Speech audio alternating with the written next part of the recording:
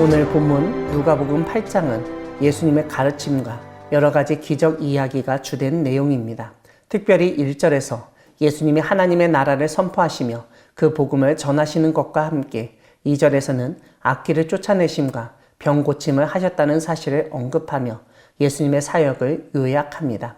이와 함께 7 귀신이 나간 자 막달라인이라 하는 마리아, 헤롯의 청지기 구사의 아내 요한나, 수산나, 다른 여러 여자들이 자기들의 소유로 예수님과 제자들을 섬겼다는 사실을 알려줍니다. 오늘 본문 첫 번째 부분은 씨 뿌리는 비유입니다. 씨를 뿌리는 자가 씨를 뿌릴 때 길가에, 바위 위에, 가시떨기 속에 좋은 땅에 떨어진 씨를 말씀하셨습니다. 제자들이 이 비유의 뜻을 예수님에게 질문했을 때 예수님은 씨는 하나님의 말씀을 의미한다고 알려주십니다.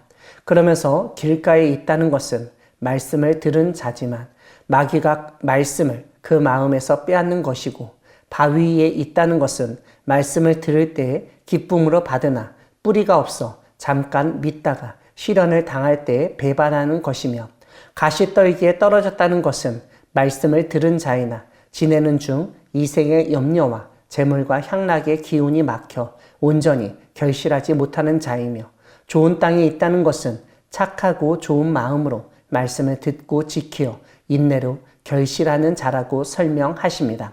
오늘 본문 두 번째 부분은 풍랑을 잠잠케 하신 기적 이야기입니다. 예수님과 제자들이 배를 타고 호수 건너편으로 갈 때 광풍이 호수로 내리쳐서 배에 물이 가득하게 되어 위태하게 되었습니다. 제자들이 예수님을 깨우며 주여, 주여, 우리가 죽겠나이다 라고 말했습니다. 예수님은 잠에서 깨어 바람과 물결을 꾸짖으셨습니다. 그러자 그쳐 잔잔하여 졌습니다. 이와 함께 제자들에게 너희 믿음이 어디 있느냐고 질책하셨습니다. 제자들은 그가 누구이기에 바람과 물을 명함에 순종하는가라고 놀랍게 여기며 말했습니다. 오늘 본문 세 번째 부분은 군대 귀신 들린 사람 치유 이야기입니다. 예수님이 갈릴리 맞은편 거라사인의 땅에 이르셨을 때 귀신 들린 사람을 만나셨습니다. 27절은 그 사람이 오래 옷을 입지 아니하며 집에 거하지도 아니하고 무덤 사이에 거하는 자라고 설명합니다. 이 사람은 예수님에게 하나님의 아들 예수여, 당신이 나와 무슨 상관이 있나이까? 당신께 구하노니 나를 괴롭게 하지 마옵소서라고 말했습니다. 이렇게 말한 이유는 예수님이 이미 더러운 귀신에게 그 사람에게서 나오라고 명령하셨기 때문입니다. 예수님이 그 귀신의 이름을 물으시니 군대라고 말하며 많은 귀신이 들렸기 때문이라고 설명합니다. 군대 귀신은 무적행으로 들어가라 하지 마시라고 하면서 그 근처에 있는 돼지떼에게로 들어가게 허락하심을 간구했습니다. 예수님이 허락하시니 돼지에게로 들어갔고 돼지떼가 비탈로 내리달아 호수에 들어가 몰사했습니다. 35절을 보면 귀신 나간 사람이 옷을 입고 정신이 온전하여 예수님의 발치에 앉아 있었습니다. 그 모습을 보고 사람들은 두려워하고 예수님이 그 땅에서 떠나시기를 요청했습니다. 그때 귀신 나간 사람이 예수님과 함께 있기를 간구했지만 예수님은 집으로 돌아가 하나님이 내게 어떻게 큰 일을 행하셨는지를 말하라고 말씀하셨습니다. 그래서 그가 성내에 자신의 일을 전파했습니다. 오늘 본문 네 번째 부분은 혈루증 여인과 야이로의 딸을 살리신 이야기입니다. 회당장 야이로는 12살 딸이 죽어가기 때문에 예수님께 도움을 요청했습니다. 예수님이 회당장의 집으로 가실 때 무리가 밀려들었는데 이때 12년 동안 혈루증을 앓는 중 아무에게도 고침을 받지 못하던 여자가 예수님의 옷가에 손을 대었습니다. 혈루증이 즉시 그쳤습니다. 예수님은 내게 손을 댄 자가 누구냐 하셨는데 베드로는 주여 무리가 밀려들어 미나이다라고 말했습니다.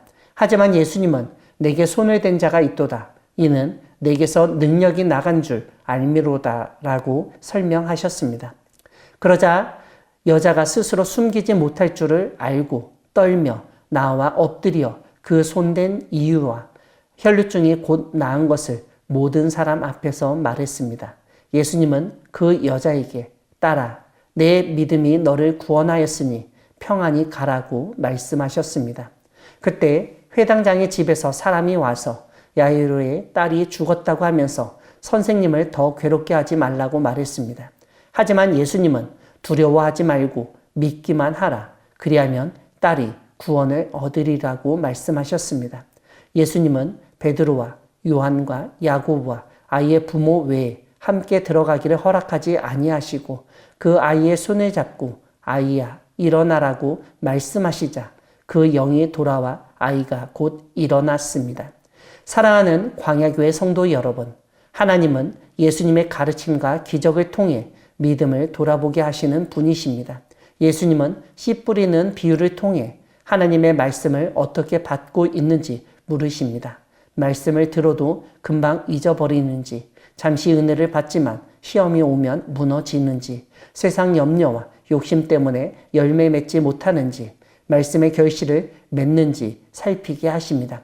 특히 15절이 알려주듯 착하고 좋은 마음으로 말씀을 듣고 지키어 인내로 결실해야 함을 일깨우십니다.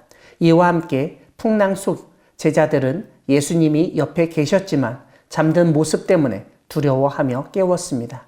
그때 예수님은 너희 믿음이 어디 있느냐라고 질책하셨습니다. 예수님이 옆에 계셔도 죽음을 두려워하는 모습을 꾸짖으신 것입니다. 혈루증 여인은 예수님을 믿고 옷가에 손을 대 고침받고 결국 딸아 내 믿음이 너를 구원하였다는 말씀을 들었습니다. 딸이 죽었다는 소식을 들은 회당장 야이로에게 예수님은 두려워하지 말고 믿기만 하라고 말씀하셨습니다. 믿음이 중요합니다. 풍랑과 같은 어려운 상황, 질병과 사망이라는 두려운 현실 앞에서 예수님만 믿으며 구원을 얻고 담대히 나아가는 우리 모두가 되기를 소망합니다. 아멘.